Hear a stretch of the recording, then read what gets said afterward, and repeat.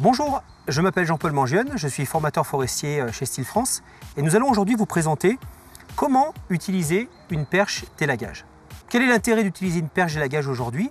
Eh bien tout simplement, vous allez pouvoir, à partir du sol, atteindre des branches et les couper jusqu'à 5 mètres de hauteur.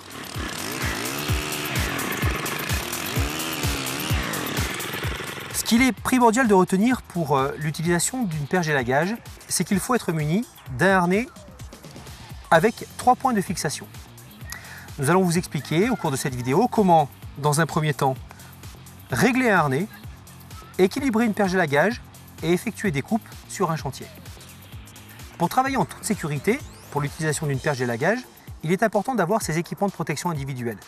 Ceux-ci sont composés de une paire de chaussures anti-coupure, un casque de protection avec une visière de protection et un dispositif anti-bruit. Passons maintenant au réglage du harnais. Pour le réglage du harnais, il est important de bien ajuster tout comme un sac à dos. Il va falloir insister sur les 3 points de fixation du harnais. Nous allons tout d'abord actionner les 2 premiers points, puis le 3e.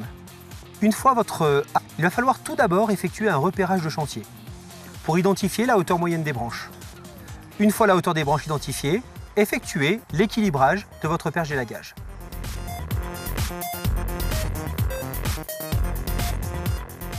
Pour procéder au réglage de la perche, et surtout à son équilibrage, il va falloir dans un premier temps clipser la pince de réglage et ensuite agir sur celle-ci, d'avant en arrière. Un bon équilibrage, c'est tout simplement répartir le poids intelligemment sur la perche pour ne pas forcer sur les bras. Lorsque vous utilisez cette perche d'élagage, faites attention de ne pas commettre 3 erreurs. La première, l'ergonomie. Ne tenez pas votre perche d'élagage à bout de bras. Ensuite, le positionnement. Ne jamais se trouver sous la chute de la branche. Et enfin, l'utilisation des équipements de protection individuels. Il faut porter tous ces équipements de protection individuels.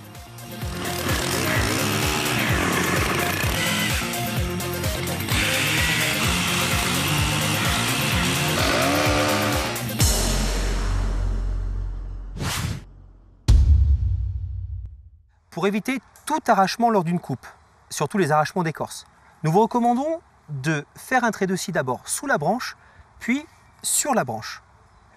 Bonne coupe et à bientôt!